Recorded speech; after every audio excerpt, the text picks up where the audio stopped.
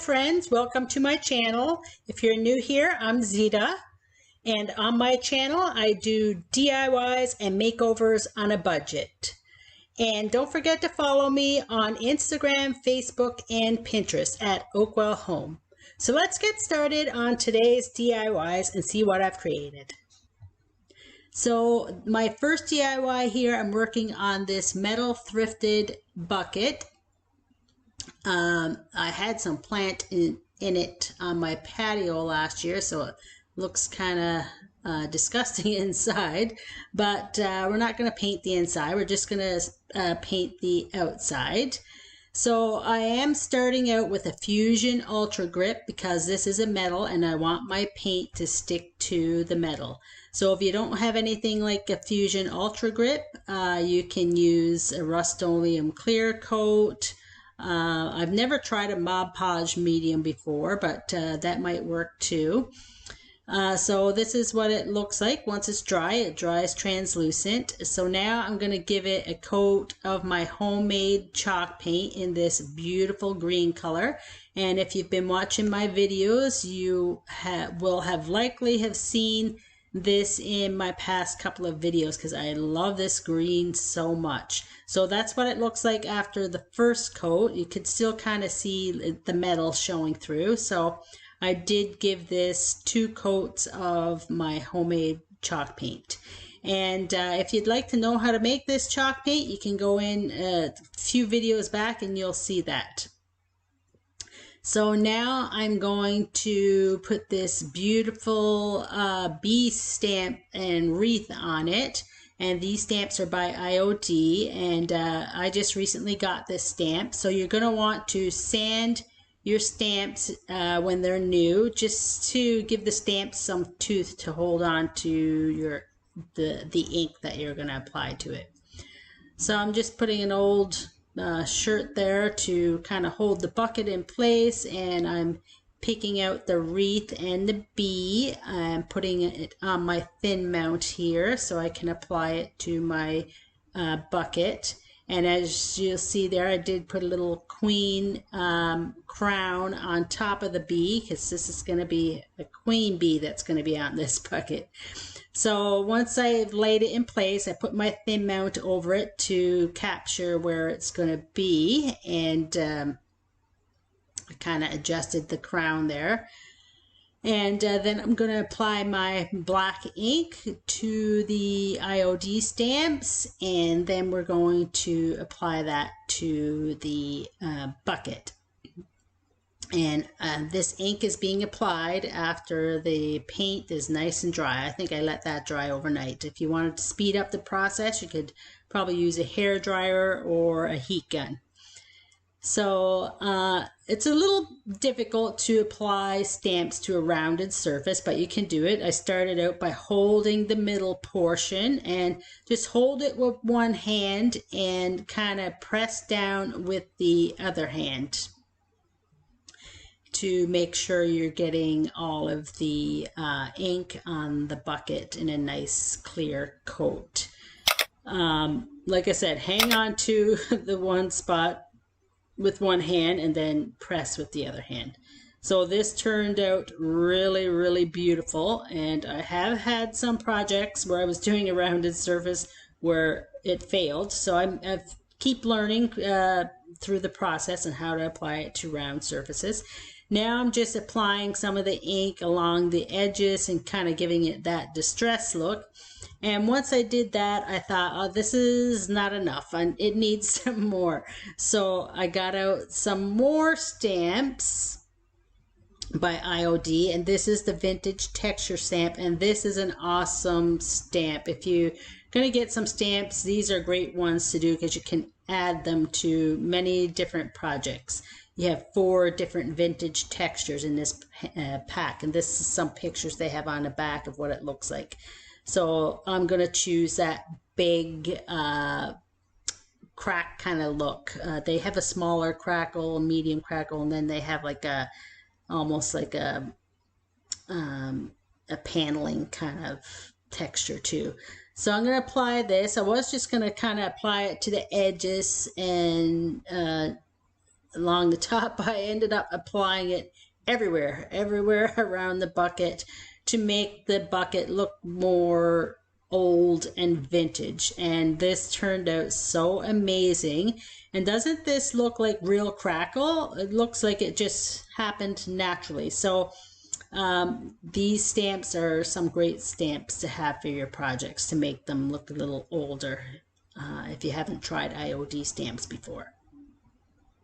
So I do this all around, and then I'm going to put some lavender floral in this bucket. But before I put the lavender in it, I'm going to apply a clear wax to this bucket all over, and then put the lavender in it, and then this piece is done. So let me know in the comments what you think of this beauty.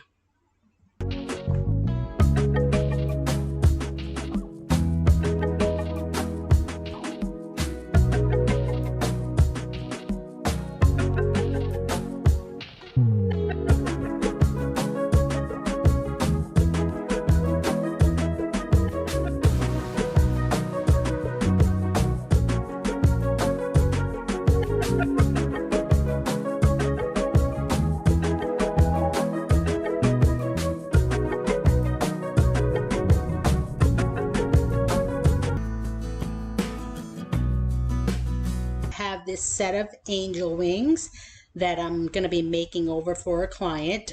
She didn't like that they were black, so she wanted them white. So that's what I'm going to do. So first what I'm going to do is clean them up with some soap and water, because these were pretty dusty and dirty. They were sitting in her car, and I thought I'd share my little fuzzball there. My little cutie getting in the way of the camera, and he likes to stretch, and you'll see him coming up here again for another little stretch. He's so adorable. And once I have them all cleaned up, I am going to paint them with some homemade chalk paint that I created myself. So if you haven't made homemade chalk paint for yourself, I will leave the link in my description box if you'd like to give it a try. So first what I did was set them up on a couple of 2x4s just to raise them up off the ground so I could paint the sides very easily as well. So I gave these two wings 2 coats of paint, and I'm using a big brush here so I have more surface area to paint quicker. And I'm getting in all those nooks and crannies there of all that detail on the wings, all the feather detail. But aren't these wings beautiful? They're huge, by the way. So and I don't have a picture of what they look like on her wall because she hasn't picked them up yet, but I'm hoping in the future to get a picture of them on her wall. So after I applied the 2 coats of paint, I started with my distressing. So I just took a cotton cloth here, and I have some warm water in that bucket that you see to the side there. And then you see my beautiful dog come in here and keeping me company while I do my DIYs, which I love. So friends, this was quite the job to distress these huge wings. It took me like 2 hours on each of these wings to distress all that detail. As you can see the close up there, how much work that would be. And because this is a homemade chalk paint, it had some plaster in it, so it was I was doing some scrubbing here, and I went through 3 of these cloths because they started to get holes in them. But like I said, they turned out absolutely beautiful, like with all this distressing and being able to see all that feather detail. So once I had that done, after about 4 hours of work, I took some clear wax, and I just picked this up at my local home hardware store. And I'm using a big wax brush again to give me a better surface area so I could get the waxing done quicker. And I'm getting the wax in all those nooks and crannies again, just like I did the chalk paint. And this is what they looked like before, and this is how gorgeous they are now. Let me know in the comments, friends, what you think of these. Would you kept them black, or would you have painted them white to bring out all this beautiful detail?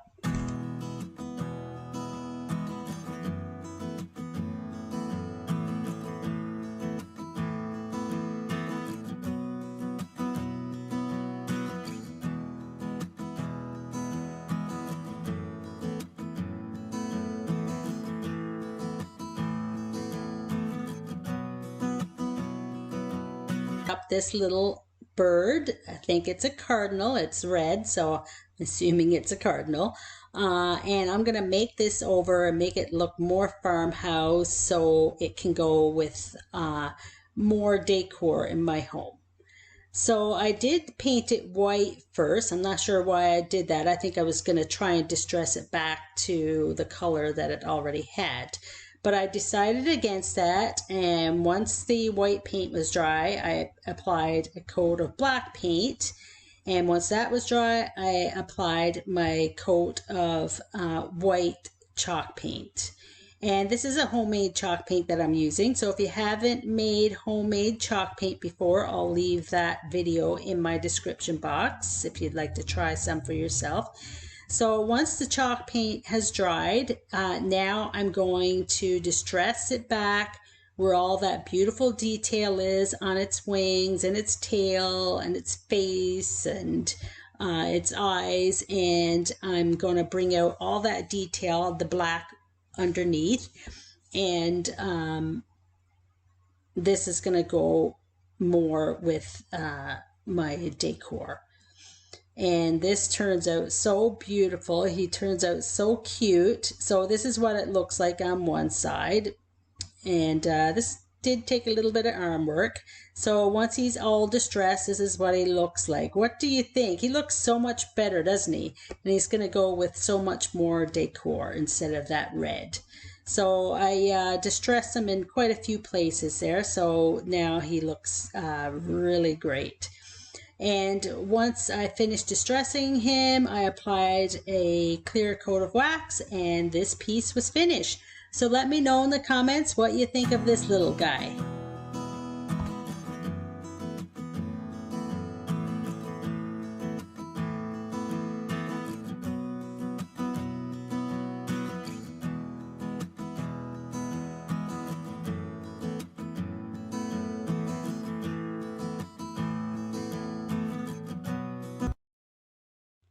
For this next DIY, I picked up this little metal platter, and first I'm going to apply some Fusion Ultra Grip, and that's going to help my chalk paint stick to the metal better, because if you don't put something like this on, the paint will most likely come off very easily.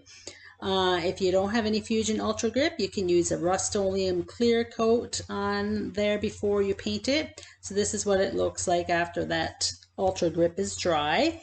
And I did put that on the front and the back because I'm going to paint both the front and the back to finish off the piece. You don't have to paint both sides if you don't want to. Sometimes I like to finish the whole piece. So first I'm starting out with a black chalk paint, and then my white homemade chalk paint. And I believe I put 3 coats of chalk paint on here to get that solid white look. Now once that was dry, I'm taking my damp cloth and I'm going to distress back to all that beautiful detail along the edges. Isn't that gorgeous?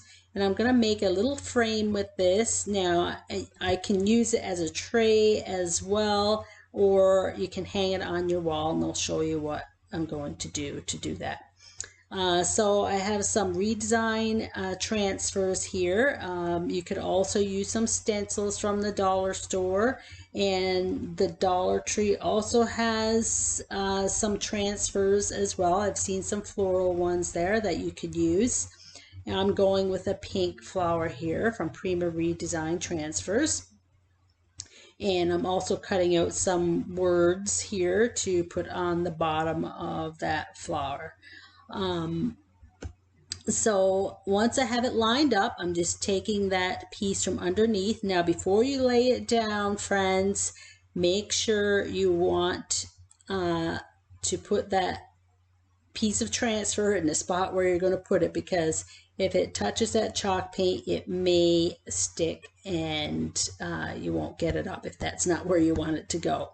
Now I do see a lot of people apply a sealant before they apply their transfers, not a wax sealant, like a clear coat or something like that to help the transfer stick. I don't do that a lot. I find they stick fine to the chalk paint, but I have heard one of my viewers say it depends on where you live. If you live in a high humidity area, you may need like a clear coat on there before you apply your transfers, or sometimes they don't stick, but I have not had that problem.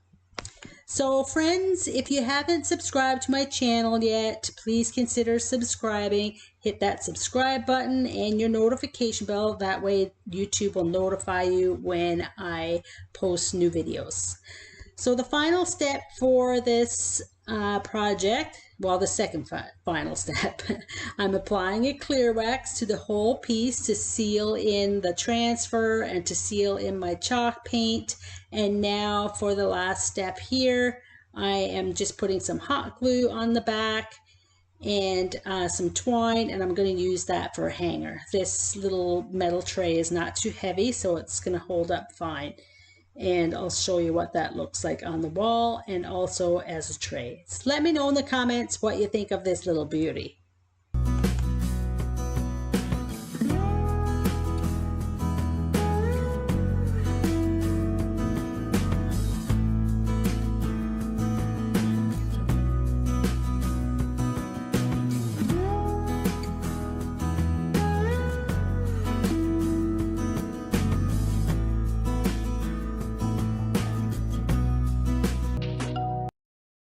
For my next DIY, I have another rolling pin for you.